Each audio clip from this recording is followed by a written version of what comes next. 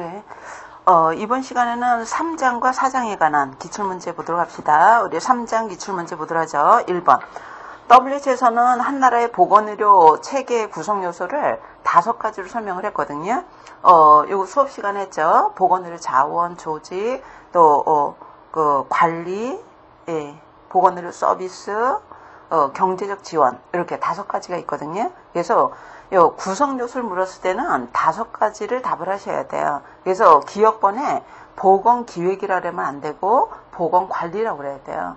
구성 요소는 왜 그러냐면 이게 하부 요소를 묻는 문제가 아니라 5가지 구성 요소를 묻는 거거든요. 그래서 기억번은 보건기획이 아니라 보건관리로 해야지 맞고요. 니은번은 사회적 지원이 아니라 경제적 지원이라고 그래야 돼요.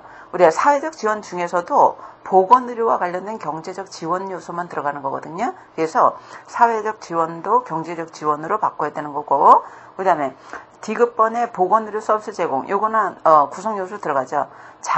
보건의료 자원 조달하는 거, 자원 들어갑니다. 그래서 이거는 문제가 보건되다 보니까 여기서 답이 몇 번으로 돼 있냐면 우리 5번으로 돼 있잖아요. 기억, 니은, 디귿, 리을 이렇게 돼 있는데, 예, 이런 문제 구성 요소는 우리가 기억번하고 니은번은 옳지 않습니다. 그래서 이 보기로 보자면 디귿, 리을만 답을 하셔야 돼요. 디귿, 리을. 그래서 요거는 문제를 조금 정정을 합니다. 디귿, 리을만 맞다는 것. 그래야지 요거와 비슷한 문제가 여러 번 출제가 됐었거든요. 보건기획과 사회적 지원이, 예, 요거는 구성 요소가 아니에요. 그래서 사회적 지원은 정확히 틀린 거고 보건기획이 아니라 보건관리라고 그래야 돼요. 그래서 답을 그냥 디귿, 리을 이렇게 알아주세요. 그 다음에 2번으로 갑니다. WHO에서는 1차 보건의료 필수 요소 우리가 9가지로 제시했죠. 그 9가지 구성 요소에 포함되지 않는 게 1번입니다. 중증 희귀병제. 여러분들 1차 보건의료라는 것이 포괄적 보건의료를 제공하되 기본적인 포괄적 보건의료를 1차 보건의료라고 그러는 거예요. 그래서 포괄적으로 다룰 때 간단한 것만 다루는 거잖아요. 그래서 중증이라던가 희귀질환 이건 다루지 않습니다. 우리가 통상적인 질환이라던가 흔히 볼 수 있는 질병만 다루거든요. 그래서 1번은 옳지 않고 나머지는 우리가 이론 수업 시간에도 다 다뤘기 때문에 나머지는 다 맞는 거 아시죠? 답은 1번. 그 다음에 3번으로 갑니다. 보건의료 전달체계, 여러분들 보건의료 전달체계라고도 하고 우리나라에서는 의료 중심으로 되어 있기 때문에 의료 전달체계라고 들읍니다. 보건의료 서비스를 제공하되 전달하되 체계적으로 전달하는 걸 얘기를 하는 거거든요. 우리나라는 89년도에 도입이 돼서 2000년도에 대편 개폭이 있었어요. 그래서 의료 전달 체계에 대한 설명으로 옳지 않은 것이라 했는데 1차 이용하고 2차 이용하고 이렇게 해야지 자원이 낭비되지 않고 잘 효율적으로 이용할 수 있어요. 이거 맞고요. 그 다음에 2번에서는 종합병원에서 모든 환자들 진료받게 하기 위해 이건 정확히 틀린 거죠. 전달 체계는 너무 고급화된 의료기관에 환자가 집중되는 거를 막기 위해서 1단계는 간단한 곳에서 치료하라는 거예요. 그래서 2번은 옳지 않은 거고 국가로 보자면은 고급화된 병원에 너무 집중됨으로 인해서 오는 의료비 증가를 막을 수가 있겠고요. 그에 따라서 보건재정의 안정을 기할 수 있는 거죠. 답은 2번입니다. 그 다음에 4번으로 갑시다. 보건의료 전달체계 1차 이용하고 2차 이용하고 지금 현재 건강보험은 2단계, 의료구변은 3단계로 시행되고 있거든요. 이 의료 전달체계에 대해서 잘 설명한 것이 적절한 곳에서 적절한 사람에게 적정 진료 받도록 하려고 그러는 거예요. 그래서 1번이 가장 잘 설명했어요. 여러분들 가장 잘 설명하다 보면 좀 문장이 길어지는 경향이 있다고 그랬죠. 답은 1번. 나머지는 2번에서는 어느 기관에서만 진료받도록 한다. 이렇게 집중되는 거는 막기 위해서 필요했다고 그랬고 의료인력이나 시설의 분배 불균형을 초래한다가 아니라 오히려 1차, 2차 이렇게 이용하도록 하면은 1차가 적절하게, 2차 적절하게 이렇게 분포할 수 있는 거예요. 균형이라고 그래야 되고 그에 따라서 의료 인력의 질, 의료 서비스의 질이 올라가는 거예요. 적절한 서비스를 받으니까. 그래서 잘 설명한 것은 1번입니다. 그 다음에 5번에 우리나라 사회보장제도는 사회보험, 의료, 공적부조, 사회복지 서비스가 있죠. 그 중에서, 여러분들 어떤 국가가 정한 기준선 안에 들어가는 사람, 지불 능력이 없는 사람을 대상으로 하는 것이 공적부조입니다. 그럼 공적부조제도 중에서 의료에 대한 공적부조제도가 뭐냐? 의료급여죠. 여러분들 이게 3번에 의료보호 그랬는데 우리가 2002년도부터는 의료보호라는 용어를 쓰지 않아요. 의료급여라고 그럽니다. 그래서 3번은 의료급여로 바꿔주시면서 우리 예전에 의료보호가 의료급여로 바뀌었거든요. 그래서 답은 3번이 돼 의료급여 이렇게 알아두세요. 그 다음에 6번에 우리나라 4대 사회보험이 있죠. 예, 제일 먼저 시작된 게 60년대가 산재, 70년대 건강보험, 80년대 국민연금, 90년대 와서 도입된 것이 고용보험입니다. 그래서 이렇게 4대 보험이니까 이거는 뭐 당연히 4가지 들어간 게 답이죠. 답은 4번이 되겠고요. 그리고 2000년대 와서 도입된 것이 노인장기요양보험이에요. 그래서 하나 더 추가해서 5대 그러면은 노인장기요양보험 이렇게 추가하시면 되겠고요. 그 다음에 7번으로 갑시다. 우리나라 의료보장 유형은 뭐냐? 여러분들 우리나라 의료보장은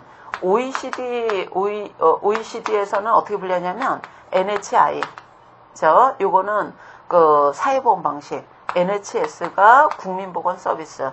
그 다음에 민간보험 CMS 방식. 예, 사회보험, 국민보건서비스, 민간보험 방식. 우리 약자로도 많이 씁니다. 이렇게 분류하고요. 테리스라는 인물은 어떻게 불렸냐면 NHI 사회보험 방식, NHS 국민보건서비스. 요 민간보험 방식 같은 경우는 미국 같은 경우는 민간보험이 발달되어 있잖아요. 그래서 OECD에서는 미국 같은 나라를 민간보험 방식이라고 했고 테리스는 민간보험 이용하는 사람은 사보험 이용하는 거니까 국가에서는 극빈층이나 노인층만 대상으로 무료로 시행하거든요. 그래서 공공부조 방식이라고 우리가 부조형 이렇게 구분했어요. 그래서 OECD에서는 CMS 방식, 민간보험 방식, 테리스는 그런 나라들을 공공부조형 이렇게 분류했습니다. 이렇게 분류했을 때 우리나라는 여기에 들어가는 거예요. 여기. 우리가 국가가 운영하는 사회보험 방식으로 대부분 보장을 하는 거죠. 그래서 여러분들 1번이 NHI라고도 하고 사회보험 방식이라고도 하고 국민건강보험 방식이라고도 그래요. 예, 이거 여러 가지 용어로 나오거든요. 어쨌든 답은 1번인 거예요. 1번. 그 다음에 8번 갑시다. 의료비 증가 원인이 있고 증가에 대한 대책. 여러분들 증가에 대한 대책이니까 억제 대책을 얘기를 하는 거죠. 이거 문제에서 그걸 묻는 거 아니겠어요? 의료비를 억제하기 위한 대책으로 옳지 않은 게 뭐냐? 이거죠. 진료비 일부 본인 부담하도록 하면 꼭 필요한 거 아니면 이용 안 하겠죠. 억제할 수 있겠죠. 맞는 거고요. 여러분들 의료 수가, 행위당 수가는 사후 수가, 행위당 수가제 뺀 나머지가 사전 수가에 들어간다 그랬죠. 사후 수가는 사후에 보상하는 거기 때문에 우리가 진료 남용이 있어요. 의료비 증가 요인이 되는 거고 사전 보상은 수가가 정해져 있다 보니까 포괄수가제 같은 거는 정해져 있으니까 의료 남용하지 않죠. 감소요인입니다. 그래서 증가에 대한 대책은 행위별 수가제가 아니라 포괄수가제 같은 사전수가제도가 우리가 대책이 될 수 있어요. 그래서 2번은 옳지 않은 거죠. 3번은 무분별하게 고가 의료 장비를 도입하게 되면 비용이 많이 들기 때문에 도입을 막는 방법도 있겠고, 예, 그다음에 국가 또는 건강보험자 단체가 보건의료 서비스 양수가 진료에 투입되는 자원을 우리가 통제하는 방법도 있어요. 꼭 필요한 것만 사용하도록 통제해서 줄이는 방법도 있습니다. 그래서 2번은 증가 요인이고 나머지는 다 감소 요인을 설명한 거기 때문에 옳지 않은 건 2번이 되겠어요. 그 다음에 9번 갑시다. 우리나라에서는 행위당 수가제가 주단 수가제 보니까 의료비가 계속 올라가거든요. 그래서 우리가 2002년도부터 2012년도까지 시범으로 사용되다가 2013년도에 정식 우리가 강제 도입된 것이 포괄수가제예요. 우리 약자로 DRG, 질병구매 포괄수가제, 이게 작년도부터, 우리 2013년도부터 강제 도입이 됐거든요. 그 전에는 10년 동안 시범 적용됐어요. 그러면은 DRG에 포함된 것이 원래 처음에는 8가지가 시행되다가 우리가 지금 강제 도입한 것이 7가지입니다. 그래서 포함되지 않는 걸 이랬는데 이거 우리 이론 수업 시간에 암기하는 방법, 간단하게 암기하는 방법이 있었었죠. 안과는 하나예요. 백내장. 그 다음에 이비인후과 하나입니다. 아데노이드 편도 수술. 산부인과 2개죠. 자궁적출술하고 제왕절개술 들어가고, 그 다음에 일반외과가 제일 많아요. 세 가지. 맹장수술, 그 다음에 탈장수술, 치질수술 이렇게 들어갑니다. 그래서 포함되지 않는 것이라고 그랬는데 우리가 그 맹장수술, 충수돌기염 수술이라고 그러죠. 그래서 포함되지 않는 게 이게 문제가 보건에 오류가 있었던 것 같아요. 그래서 요 문제로 보자면 1번, 4번이 다 해당되지 않아요. 그죠? 그래서 요거는 우리가 제한된 사람에 의해서 복원되다 보니까 조금 보기가 잘못 복원된 것 같아요. 그래서 1번, 4번 다 답을 해주셔야 돼요. 1번도 답을 하셔야 됩니다. 그 다음에 10번 가도록 하죠. 진료비 지불제도에 대한 설명으로 옳지 않은 게 뭐냐라고 그랬는데 1번에 행위별 수가제는 치료 중심이면서 진료 남용이 있기 때문에 의료비 상승이죠. 맞고요. 2번에 인두제, 사람 머릿수에 따라서 보상하는데 우리 인두제 같은 경우는 포괄적으로 관리하기 때문에 치료 예방 다 관리하되 예방 위주로 관리하니까 진료비 억제입니다. 여러분들 시험 문제 나왔을 때 행위별 수가제 뺀 나머지 그 사전 수가는 공통적으로 다 의료비 감소해요. 그래서 2번이 틀렸고요. 3번에서는 봉급제는 봉급으로만 보상받는 방법이죠. 진료가 형식화될 가능성이 있고요. 그 다음에 4번에서는 포괄수가제, 질병군별 포괄수가제 같은 경우에는 우리가 사전 방식에 속하면서 진료비 억제 효과가 있습니다.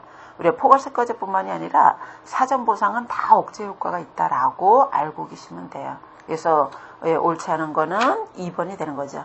그 다음에 11번 가도록 합시다.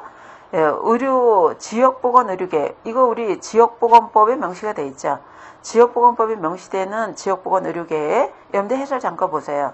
이거 우리 이론 수업 시간에 어떻게 기억하면 편리하다고 그랬냐면 5가지가 들어가잖아요. 그래서 길게 암기하면 좀 헷갈리니까 첫 번째가 공급에 관한 것, 두 번째가 수요에 관한 것, 세 번째가 전달에 관한 것, 네 번째로는 통계에 관한 것, 다섯 번째가 자원 조달 관리에 관한 자원에 관한 것 이렇게 5가지가 들어가요. 문장 자체를 암기하기는 좀 어려우니까 간단한 핵심 용어로 이렇게 알아주시면 돼요. 그래서 그 11번에서 그 5가지에 포함되지 않은 게 2번인 거죠. 그죠? 그래서 그 해설 보시면서 간단하게 5가지 꼭 암기해 주시고요. 그 다음에 12번으로 갑니다. 그 5가지 지역보건 의료 계획과 관련해서 시군구에서 구체적으로 해야 되는 게 있고 시도에서 구체적으로 해야 되는 게 있거든요. 12번은 문제를 어떻게 했어야 되냐면 지역보건 의료 계획 중에 시군구에서 하는 계획 내용이 아닌 것 우리가 그냥 문제는 그냥 놔두세요. 그 지역보건 의료 계획 중에서 우리가 5가지와 관련해서 하되 시군구나 시도에서 하는 구체적인 내용을 보기로 설명한 거죠. 구체적인 내용을 설명하고 있는데 이것도 우리 이론 수업 시간에 다뤘던 내용이에요. 시군구에서 우리 해설에는 시군구에서 해야 되는 내용을 소개하고 있죠. 그리고 교재에 시도에서 하는 내용도 있거든요. 그것까지 포함해서 적용을 하자면 우리가 포함되지 않는 게 2번인 거죠. 2번 지역사회 보건문제에 관한 조사연구는 보건소 업무 중에서도 건강증진 업무에 들어가요.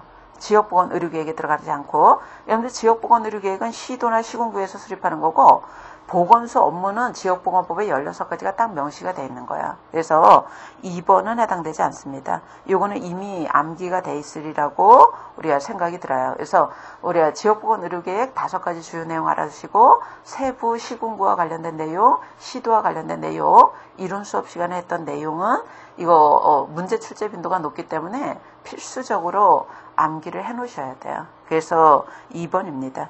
그 다음에 13번 가도록 하죠. 여러분들 보건소 설치 기준은 우리나라는 행정구역 단위로만 설치합니다. 그래서 시군구별로 1개소 물론 추가 설치는 가능하지만 기본적으로는 시군구별로 1개소예요. 그래서 지역 특성 이런 거 고려하지 않습니다. 답은 2번인 거죠. 2번. 그 다음에 14번 갑시다. 우리가 요거는 우리 저 앞에서도 지나가면서 우리가 살펴봤죠. 보건소에서의 우리가 보건소 사업의 효시 또는 보건소에서 방문간호의 효시는 윌리엄 라스본의 구역 활동입니다. 답은 1번이 되겠고요. 그 다음에 15번 가도록 하죠. 우리나라 공공보건조직의 문제점에 대한 설명으로 옳지 않은 게 뭐냐라고 그랬죠. 우리나라 공공보건조직의 대표적인 조직이 보건소라고 볼 수 있죠. 그러면 보건소가 갖고 있는 문제점 1번 보시면은 건강 요구가 만성질환 관리 요구로 바뀌었음에도 불구하고 이제 충족하지 못하고 있다. 보건소의 업무가 우리가 질병 변화에 빨리 따라가지 못한다는 거예요. 그래서 기능상의 문제로는 이런 문제가 있습니다. 이거 맞는 거고요.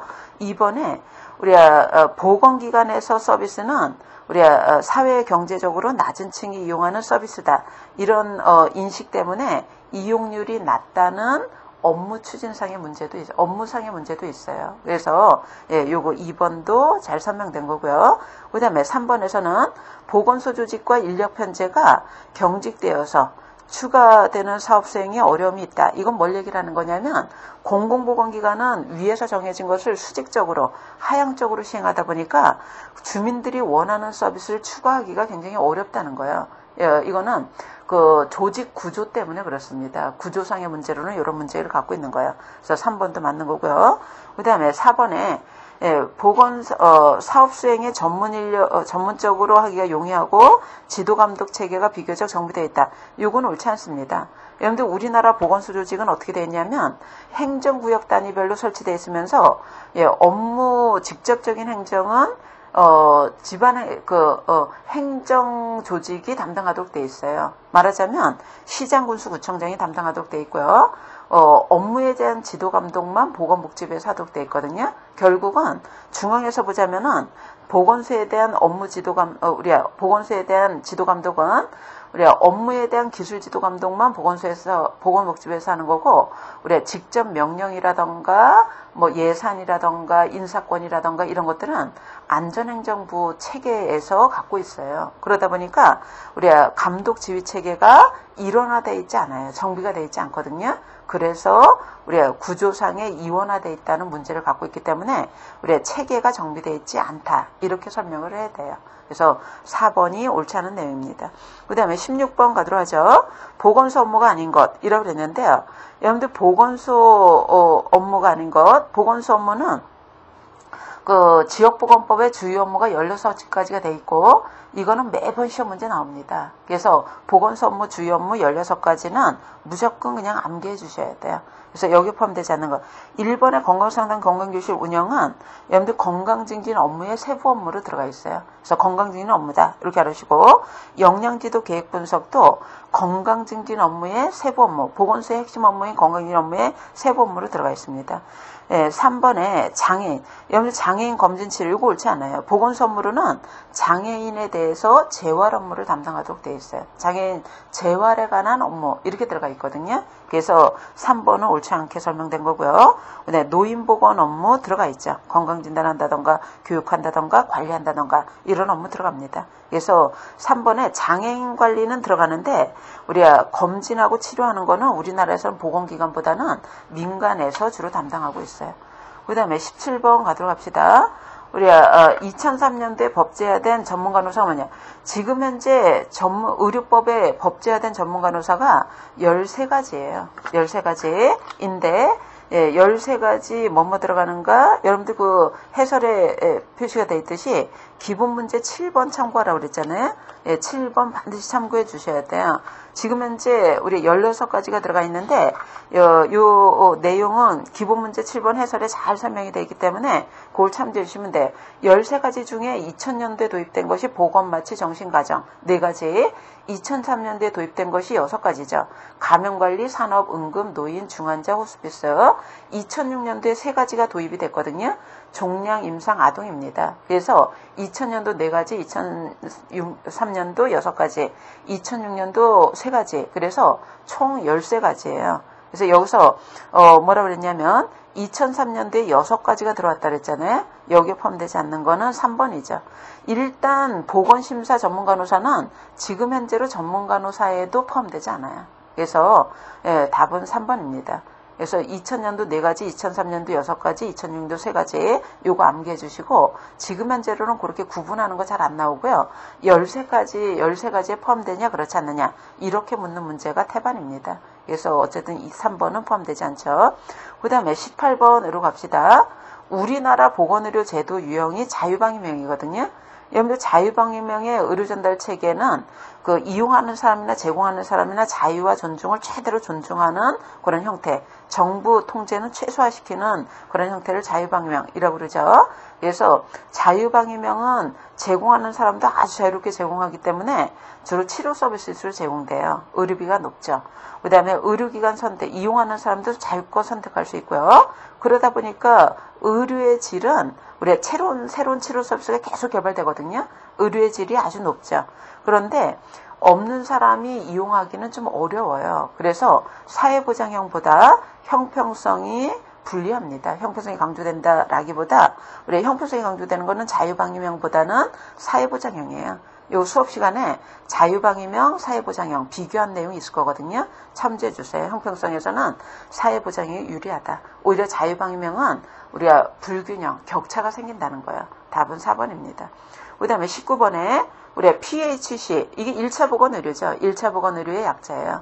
여러분들 1차 보건의료는 포괄적으로 적용하되 간단한 것만 적용하는 사업을 얘기를 하는 거죠. WHO에서 PHC의 원칙을 8가지 제시했는데 국민 모두를 포괄할 것, 포괄성, 평등하게 할 것, 균등하게 제공할 것, 균등성, 주민의 의견을 반영할 것, 주민 참여, 요건 들어가 있는데요. 통합성은 들어가 있지 않아요. 통합성이 들어가 있지 않고 유용한 걸 다룰 것, 유용성, 상호 협조할 것, 협조성 이런 게 들어가 있어요. 그래서 4번은 해당되지 않습니다.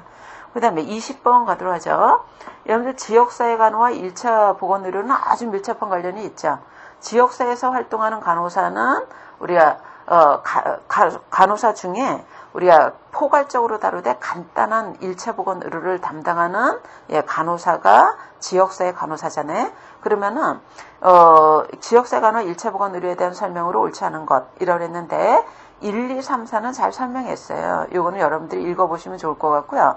5번에 1차 보건의료 사업 대상은 지불 능력이 있는 일부 계층이다. 요거 옳지 않죠. 19번에서도 봤듯이 1차 보건의료는 포괄성이 있어야 돼요. 그래서 국민 모두, 지역 주민을 모두 포괄해야 됩니다. 일부 계층만 대상으로 하지 않고요. 그래서 답은 5번이에요. 그 다음에 21번 갑시다. 1차 보건의료 원칙 중에 포괄성, 좀 전에도 얘기했잖아요. 포괄성이라는 것은 일부 계층만 대상으로 하면 안 되고 우리가 모두를 대상으로 한다는 거야. 여러분들 우리나라에서 지역사회 간호사 중에 1차 보건의료를 담당하는 대표적인 간호사가 우리가 보건진료원이죠. 농어촌에서 보건진료소에서 활동하는 보건진료원 같은 경우 지역 주민 중에서 몇 명만 선택해서 하면 안 되겠죠. 주민 모두를 대상으로 해줘야 된다는 거야. 이걸 잘 설명한 것이 1번인 거죠.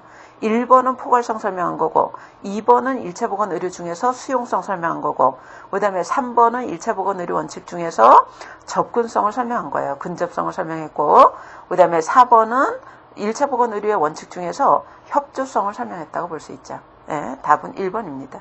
그 다음에 22번에 우리나라에서 80년 농특법에 의해서 탄생한 제도면서 우리가 1차 보건의료를 위해서 배치된 인력이 보건진료원이에요.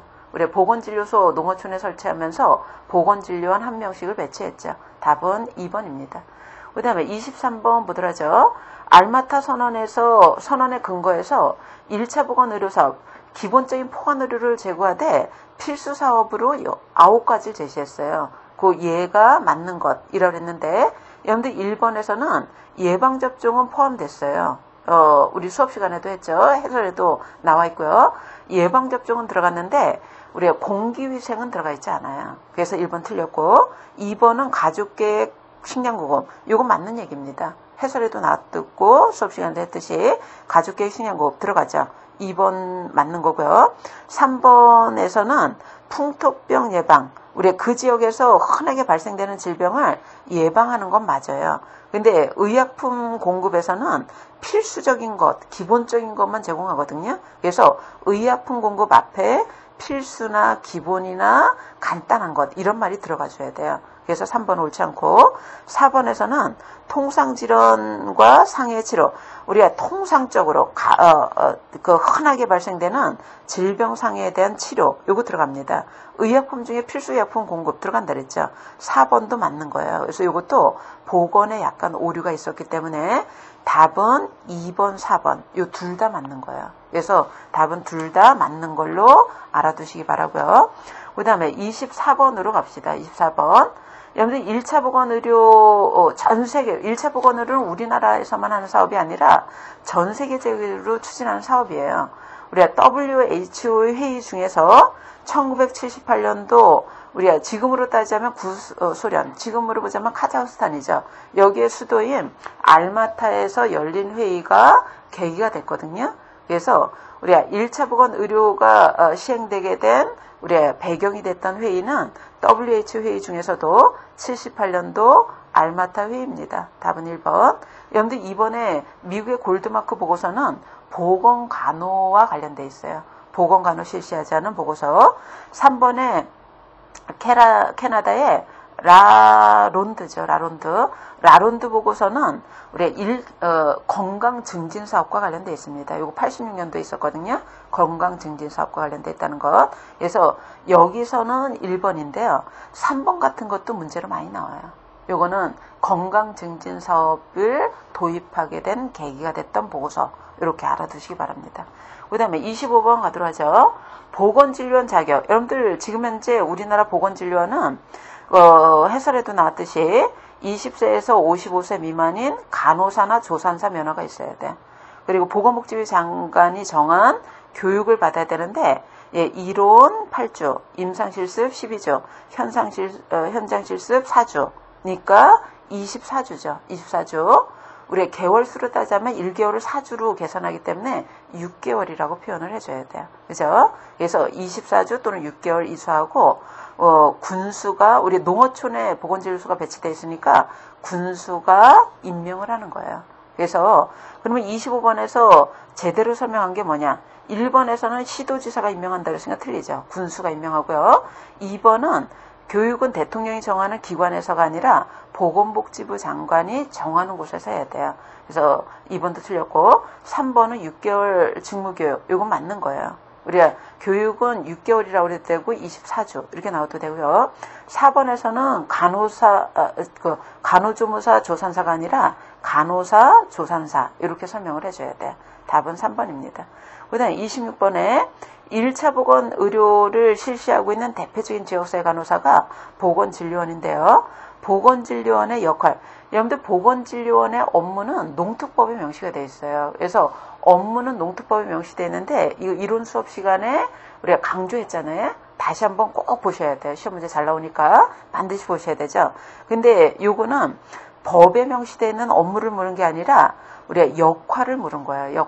역할은 법에 명시되어 있지 않아요. 그래서 역할별로 보자면은 우리가 어떤 역할을 하는가, 그 해설에 우리가 지역사회 조직개발 역할, 사업계획 역할, 정보체계 개발하는 역할, 보건관리 역할, 사업 운영관리 지도하고 모자 건강관리 가족계획, 통산질환관리 이런 역할을 수행하고 있다는 거예요. 그래서 시험 문제는 일단 압도적으로 많이 나오는 게 우리 여기에서는 소개되지 않았지만 농특법에 명시되어 있는 보건진료원 업무가 주로 나와요. 사실은. 그래서 그 업무를 명확하게 정리하시는 게 일단 문제 대비하시는 분은 그걸 반드시 알아주셔야 돼요. 제일 많이 나오고요.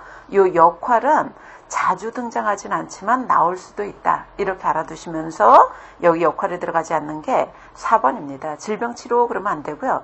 통상질병 관리하는 게 역할이에요. 예? 새로운 질병 진단해서 치료하고 이거는 주 업무가 아닙니다. 그래서 답은 4번. 그래서 이것도 알아두셔야 되지만 법부로 명시되어 있는 업무를 반드시 정리하셔야 돼요. 이게 특히 문제로 많이 나오는 내용입니다. 그래서 3장은 이렇게 우리가 간단하게 마무리 짓도록 하고요. 여러분들 문제를 쭉 보니까 이론 내용을 다시 점검해야 되는 내용이 많죠. 그래서 암기할 것이 좀 많아요. 그래서 그 정리를 꼭 해주시기 바라고요. 그 다음에 4장으로 우리가 4장의 기출문제로 바로 넘어가도록 하죠. 그래서 4장의 기출문제. 우리가 4장에서는 뭐에 대한 내용을 했었냐면, 우리가 4장 같은 경우는 우리가 건강 증진에 관한 내용을 우리가 주로 다뤘어요. 우리가 4장이 그죠? 우리가 건강 증진에 관한 업무를 다뤘는데, 여러분들 지금 현재 보건소에서 하는 업무 중에서 가장 핵심 업무가 건강 증진입니다. 그러다 보니까 우리가 시험 문제 출제 빈도가 계속 증가되고 있어요. 그래서 우리가 건강 증진에 관한 것은 출제 빈도가 우리가 강화되고 있고 자주 출제되는 영역이거든요. 내용이 많지는 않지만. 그래서 이 건강 증진 업무 잘 알아두셔야 됩니다. 예, 기출 문제 한번 분석해 보도록 하죠. 1번 보세요. 여러분들 시험 문제에 건강 증진 개념을 묻는 문제가 있고 건강유의 사업을 묻는 문제가 있거든요. 이거 똑같지 않습니다. 우리 개념을 묻는 문제는 뭘 강조하려고 그러냐면 건강증진이나 질병예방, 건강보호 이런 개념하고 용어 자체가 똑같지 않다는 거예요. 그래서 같지 않다는 걸 강조하는 문제구나 이렇게 보셔야 되고, 건강증진 사업을 묻는 문제는 국가에서 우리나라에서 건강증진 사업으로 뭐뭐뭐를 선택을 했는가 아주 현실적인 걸 얘기를 하는 거예요. 그래서 1번 문제는 뭐라 그랬냐면 건강증진 개념을 물었기 때문에 용어 개념을 묻는 문제예요. 그래서 다른 용어하고 똑같지 않다는 거, 특히 질병 예방 개념하고 똑같지 않다는 거를 강조하는 내용입니다. 그래서 보도록 하죠. 기억번에 예방접종이 건강증진 방법으로 널리 이용된다. 그렇지 않아요. 예방접종은 건강증진 개념과 관련성이 높은 게 아니라 질병 예방 사업과 관련성이 높습니다. 그래서 기억번 옳지 않고요. 그 다음에 니은번에 우리가 스트레스 자체를 관리하는 것도 우리가 스트레스로 인해서 스트레스를 잘 관리해서 우리가 건강을 지금보다 더 향상하는 것도 건강 증진의 한 방법이에요. 그래서 우리가 니은번은 맞는 거고요. 디귿번은 조기 발견하는 건 그냥 조기 발견인 거예요. 용어 개념이 조기 발견과 건강 증진 개념이 똑같지 않은 거예요. 여러분들 지금 현재 보건소 사업으로는 조기 발견을 위한 건강검진이 건강증진 사업에 포함이 돼 있거든요. 사업으로는 포함이 돼 있지만 이거는 개념을 묻는 문제이기 때문에 조기 발견 개념과 같지 않다는 거죠. 그래서 디귿번도 옳지 않은 거고요. 그 다음에 리을번에서는 건강에 영향을 주는 요인을 조절하는 것은 건강증진의 한 방법입니다. 그래서 우리 개념을 묻는 문제는 질병 예방이라던가 조기 발견이라던가 이런 용어하고 똑같지 않다는 걸 강조하는 거기 때문에 우리가 여기서 맞게 설명된 건 니은 리을이에요. 예. 그 다음에 2번 가도록 하죠. 오늘날에 와서 건강증진이 중요한 국가정책으로 채택이 됐잖아요. 그래서 중요한 정책으로 채택된 이유는 여러분들 우리 수업 시간에도 얘기했듯이 건강증진 사업이 중요하게 대두된 배경이 만성질환이 많아진 것과 관련성이 있거든요. 그래서 만성질환이 많아진 이유는 노인 인구가 많아진 이유하고도 관계 있습니다. 그래서 기억번 맞는 거고, 니은번에 여러분들 만성질환을 보니까 생활습관과 아주 관련성이 높더라는 거예요. 그래서 니은번도 맞는 거고, 그 다음에 디귿번의 상병양상의 변화, 이거는 급성질병에서 만성질병으로 변화됐다는 걸 설명하는 거예요. 그래서 이것도 맞고요. 만성질병이 많아졌는데 이거는 치료해도 원상복귀가 안 되죠. 그리고 치료비도 계속 치료해야 되니까 비용이 너무 많이 들잖아요. 그래서 오늘날에서는 만성질환이 많아졌기 때문에 아예 만성질환이 발생되지 않도록 생활습관을 바람직하게 바꾸자는 의미로 건강증진이라는 개념이 도입되게 된 거죠. 그래서 리을번에서는 뭐라고 얘기했냐면 치료에만 너무 역점을 두는 거는 비용 효과 면에서, 즉 효율성 면에서 떨어지더라는 거예요. 그래서 오히려 건강증진을 통해서 생활습관을 바꿈으로써 질병을 예방하고 건강을 다 향상하면 국가에서도 의료비가 많이 들지 않겠죠. 비용 효과 면에서 더 낫다는 거예요. 그래서 이거는 기억, 니은, 디귿, 리을 다 잘 설명한 겁니다. 답은 5번이에요. 이런 문제가 나왔을 때는 뭐를 꼭 염두해 주시냐면 질병에서는 만성태행성 질환, 인구에서는 노인층 많아진 것, 그 다음에 국가로 보자면 의료비가 너무 올라갔기 때문에 내려야 될 필요성이 있다는 것과 관련성이 있겠구나 이렇게 생각하시면 돼요. 그 다음에 3번으로 갑시다. 3번 우리가 건강증진에 대한 설명으로 옳은 것 이라 했는데요.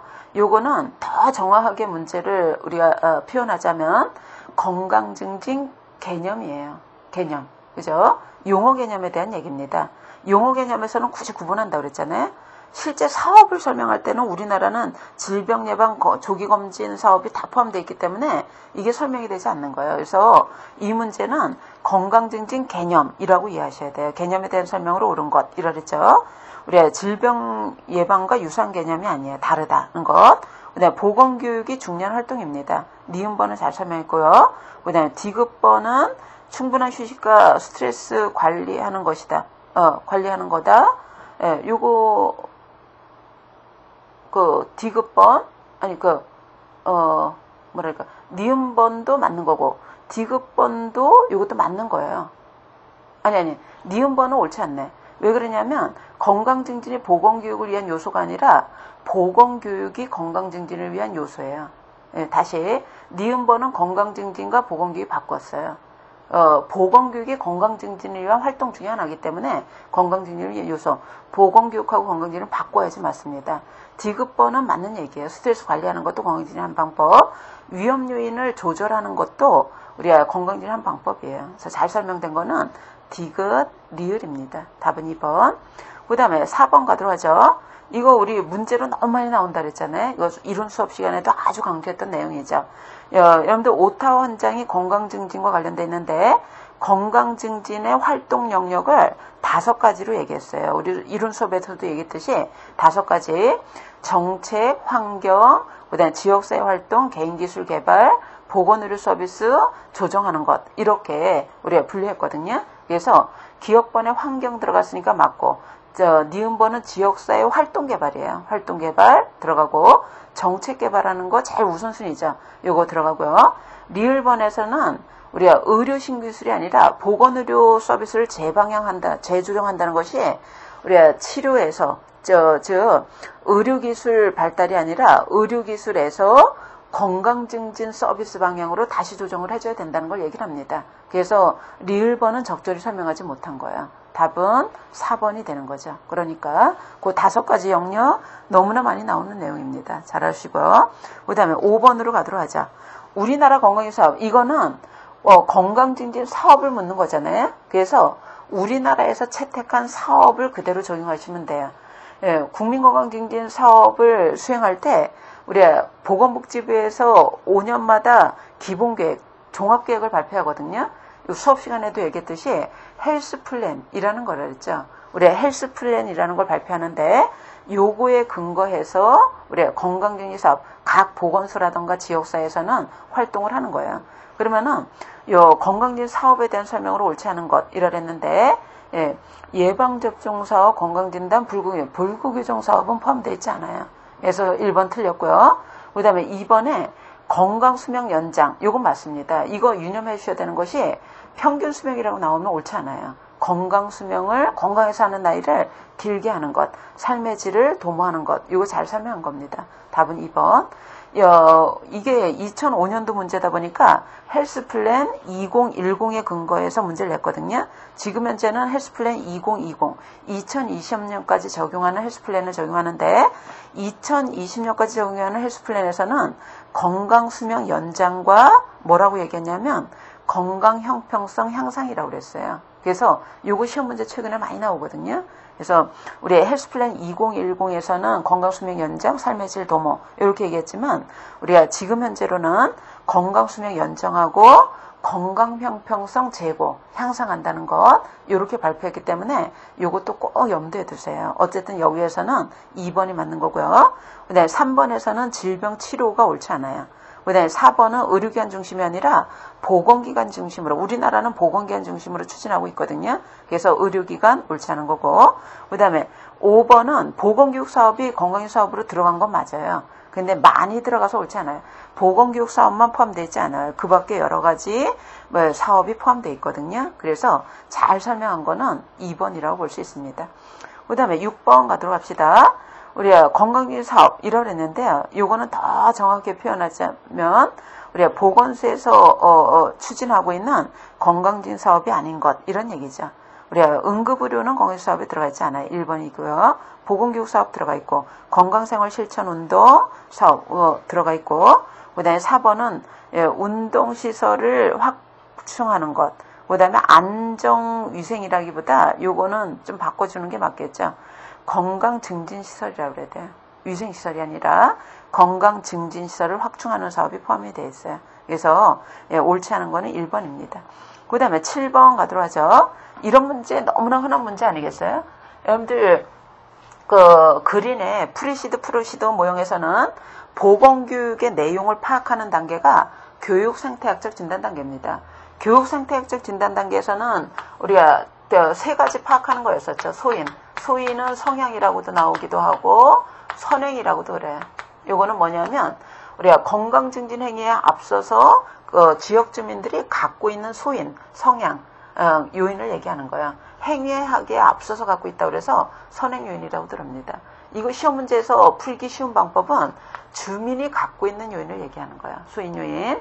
그 다음에 뭐가 있었냐면 우리가 강화 요인이라는 게 있죠. 강화 요인. 강화 요인이라고 하는 것은 여러분들 강화 요인은 행동을 지속시키거나 중단시키는데 영향을 주는 요인이에요. 이거 문제 풀 때 쉽게 푸는 방법은 주변 사람들의 반응쯤이 여기에 들어간다. 이렇게 생각하셔도 돼요. 예? 그 다음에 촉진 요인. 요거는 뭐라고도 나오냐면 가능 요인이라고 들읍니다. 이거는 행동이 가능하도록 만드는 요인을 얘기하는 거거든요. 그래서 우리 건강행위가 가능하도록 만드는데 영향을 주는 요인인데 행동이 가능하려면은 자원이라던가 기술의 이용 가능성, 접근 가능성이 있어야 돼. 그래서 요거는 쉽게 문제 풀 때 뭐와 관련되어 있다고 알아주시면 되냐면 자원이나 기술하고 관계가 있어요. 그래서 요걸 물은 거죠. 시험 문제에서 우리가 소인 요인에 대한 요걸 물은 게 아니라 소인 강화 촉진 요인 연결이 옳은 것 이랬는데 소인 요인은 주민이 갖고 있는 요인이라고 했잖아요. 1번이 잘 설명한 거야. 성별, 연령 이런 것들. 2번에서는 우리가 비용이라던가 이용 가능한 교통수단 요거는 뭐하고 관계냐면 자원하고 관계 있어요. 그죠? 비용이라던가 수단, 교통수단 자원하고 관계 있으니까 촉진하고 연결해야 되고 그 다음에 3번에서는 지식이라던가 지식은 주민이 갖고 있는 거 아니겠어요? 소인 요인하고 연결해야 되고 시설은 자원인 거예요. 그러니까 촉진 요인하고 연결해야 되고요. 그 다음에 그 4번에 가족의 태도나 의료인의 행위, 의료인의 반응을 얘기하는 거야. 가족의 태도나 의료인의 반응은 주변 사람들의 반응 아니겠어요? 강화 요인하고 연결해야 됩니다. 그죠? 그래서 잘 설명한 거 연결된 게 1번이라고 볼 수 있어요. 그 다음에 8번으로 갑시다. 8번. 우리가 이것도 마찬가지 문제죠. 신념, 지각, 가치, 내적 요인이다. 이거 당연히 지역 주민이 갖고 있는 요인이잖아요. 소인 요인을 설명한 거죠. 소인이라고도 하고 성향이라고 나오기도 하고 선행이라고도 나와요. 그래서 답은 2번이 되겠죠. 그 다음에 9번 봅시다. 이것 우리가 펜더 교수, 여러분들 펜더 교수의 건강증진 모형은 이론 수업 시간에 다 했던 거잖아요. 열거한 것 중에 맞는 것이라고 그랬는데 여러분들 1번 맞는 것 이라고 그랬죠. 1번 같은 경우는 개인 행위에 가져오도록 동료, 상사, 부모의 격려, 비판. 요거는 이익감에 대한 얘기가 아니라 우리가 계획적으로 행동을 하는데 영향을 주는 뭘 설명한 거냐면 우리가 상호 관계, 인간 상호 간의 영향을 설명을 한 거야. 지각된 이익이 아니라 그래서 옳지 않은 거고. 그다음에 2번에 우리가 불편감이라던가 비용 부담이라던가 시간 소모에 대해서 지각하는 정도는 장애성과 관련되어 있는 거죠. 우리가 얼마나 불편하다고 느끼는가, 그다음에 비용 부담을 느끼는가 이런 것들은 장애성 2번이 맞는 거고. 그다음에 개인의 신념 태도라기보다 우리가 자기 효능감이라는 것은 이거는 자기의 능력감을 얘기하는 거야. 자기가 할 수 있다는 능력에 대한 판단을 설명을 한 거죠. 그래서 적절하게 설명했다고 볼 수 없고요. 그 다음에 4번은 감정이라는 것은 부정적인 감정, 긍정적인 감정 이런 것들을 얘기하는 거죠. 건강행위에 대해서 얼마나 긍정적으로 부정적으로 느끼는가를 얘기하는 거니까 우리가 4번도 적절하지 않습니다. 잘 연결한 것이 2번이라고 볼 수 있어요. 그 다음에 10번 한번 보도록 하죠. 건강증진 위해서 가장 중요한 활동이 뭐냐? 건강증진은 스스로 생활습관을 조절할 수 있는 능력을 더 높여줘야 되기 때문에 우리가 보건활동 중에 제일 강조하는 게 보건교육활동이에요. 우리가 서비스를 제공하거나 환경을 바꾸는 거나 이것보다는 보건교육활동을 가장 강조합니다. 네, 11번 가도록 합시다. 우리가 운동하다가 심장박동이 불규칙하다. 뭐 이런 경우에는 불규칙하다던가 답답하다던가 이런 경우는 우리가 심장에 어떤 의학적 조치가 필요한 사인으로 볼 수 있어요. 그래서 잘 설명한 것이 우리 4번이라는 거죠. 그래서 그 의학적 도움이 필요한 경우 그 해설에 나온 것 이런 것들은 의학적 치료가 필요한 사인, 조기 징후일 수 있기 때문에 이럴 때는 간호사가 우리 간단한 처치로 해결되는 게 아니라 의뢰가 필요할 거라는 거예요. 병원의 후송이라던가 이런 게 필요한 상황이다. 이렇게 볼 수 있습니다. 그 다음에 12번 보도록 하죠. 옳지 않은 것. 여러분들 건강 증진, 그 활동 중에 하나가 운동 아니겠어요? 운동은 우리가 이론적으로 많이 훈련된 사람은 다르겠지만, 일반적으로는 주당 3, 4회 정도가 적절한 거로 알려져 있고요. 네, 처음부터 강한 강도가 아니죠. 처음에는 우리가 약한 강도부터 늘려나가는 게 바람직합니다. 여러분들, 우리가 최대 심박수가 220에서 나이 빼주면 돼요. 이게 최대 심박수인데, 최대 심박수의 60에서 80% 정도로 운동하는 게 자신에게 가장 알맞는 걸로 알려져 있거든요. 일반적으로는. 근데 처음부터 그렇게 하는 게 아니라 늘려나가도록 해줘야 된다는 거예요. 예. 그래서 2번은 처음부터 강한 강도 옳지 않고요. 그 다음에 준비 운동은 반드시 해줘야 되는 거죠. 이거 맞고. 그 다음에 4번에 심혈관 질환. 고혈압이 있다던가 심장병이 있다던가 이런 경우에는 등장성. 여러분들 등장성이라는 것이 근육의 길이는 변하지 않는데 힘을 주는 운동을 얘기를 하는 거잖아요. 이런 것들이 등장성 운동인데 등장성 운동은 혈압을 올릴 수 있기 때문에 심혈관 질환은 금해야 돼요. 그래서 우리가 여기서 그 2번, 4번이 다 답입니다. 답에도 2번, 4번이라 돼 있죠. 이것도 복원에 약간 무리가 있었던 것 같아요. 그래서 2번, 4번이 다 옳지 않다는 거고요. 그 다음에 13번 봅시다. 13번에 건강을 위해서 운동 프로그램을 정해서 시행했다. 어떤, 우리가, 그 보건사업 중에서 운동 프로그램은, 보건사업에서 건강증진 사업으로 시행되고 있어요. 그래서 건강증진 활동과 관련성이 있는 거죠. 뭐 당연한 거고요. 그 다음에 14번에 금연 프로그램을 실시하려고 그런다. 우리가 보건소에서 실시하는 건강증진 사업 중에 하나가 금연 사업이죠. 여러분들 담배는 금이고 술은 절이에요. 절주 뭐 이거죠. 금연, 절주, 운동, 보건교 이런 것들이 보건소에서 실시하는 대표적인 건강증진 프로그램이라고 볼 수 있죠. 여러분들 금연 프로그램 운영할 때 주의죠. 운영 시 옳은 것이라 그랬는데 1번에 스트레스 상황이 심할 때 금연 프로그램을 유도한다. 이거 옳지 않습니다. 직장으로 보자면 인사고과가 있다, 뭐 연말이다 이럴 때는 우리가 금연 프로그램을 적용하기에 적합한 시기가 아니에요. 그래서 스트레스 상황은 피하는 게 바람직해요. 그래서 1번 옳지 않고요. 2번에서는 개별 교육보다 집단 교육이 효과적이다. 우리가 지금까지 많은 연구를 했더니 금연 프로그램은 집단적으로 적용하는 것이 성공 확률이 높은 거로 알려져 있어요. 그래서 2번이 답입니다. 그 다음에 3번에 단연법, 여러분들 감연법이 있고 단연법이 있잖아요. 우리가 담배 같은 경우는 줄여나가는 것은 별로 효과가 없는 거로 알려져 있습니다. 그죠? 단연법이 효과가 있는 거로 알려져 있어요. 그래서 3번은 요거 옳지 않은 거고요. 그 다음에 그 담배 구성 성분 중에서 중독성과 관련된 게 니코틴, 바람과 관련된 게 타르, 산소결핍증과 관련된 게 일산화탄소죠. 우리가 중독성 물질이 니코틴인데요. 니코틴은 중독과도 관계 있지만 금단 현상하고도 관계 있어요. 그래서 우리가 금단 현상은 담배를 끊고 난 후에 1일에서 3일 사이가 가장 심합니다. 4일부터는 점차 감소하는 걸로 알려져 있어요. 그래서 4번도 옳지 않게 설명한 거죠. 예? 그래서 맞는 건 2번이에요. 그 다음에 15번 봅시다. 여러분들 건강증진 프로그램이 연령층에 따라서 주된 프로그램이 좀 다를 수가 있다는 거예요. 그 중에서도 자세로 인해서 오는 척추증만증, 요거를 관리하기 위한 건강증진 프로그램은 어느 시기가 더 강조되냐면 우리 학생입니다. 학령기가 주된 대상이 되는 거야. 그래서 학령기에는 척추측만증이라던가 이런 것들이 들어갈 거고요. 그 다음에 그 청소년기 같은 경우에는 아무래도 담배라던가 이런 것들이 주된 내용이 될 거고, 성인기 같은 경우에는 만성질병이라던가 비만 관리가 주된 내용이 되겠죠. 노인년기 같은 경우는 치매라던가 관절염 이런 것들이 주된 내용이 될 거 아니겠어요? 그래서 청춘증만증은 자세와 관련돼 있는데 하루 중에 오랜 기간을 앉아있는 학생이 주된 대상입니다. 4번, 1번. 그 다음에 16번 보도록 하죠. 요거는 법에 딱 명시가 돼 있고요. 요거 반드시 알아두셔야 되는 것 중에 하나라고 그랬죠. 요거 이론 수업 시간에 우리 나왔던 내용 아니겠어요? 건강증진법에서는 건강증진을 위해서 건강증진 기금을 조성하도록 되어 있어요. 담배를 통해서 조성하도록 되어 있는데 이 건강증진 기금을 활용할 수 있는 곳은 여러분들 해설에도 다시 한번 소개를 했잖아요. 그 11가지입니다. 요거는 여러분들이 꼭 알고 계실 수밖에 없어요. 그래서 해당되지 않는 거는 1번이에요.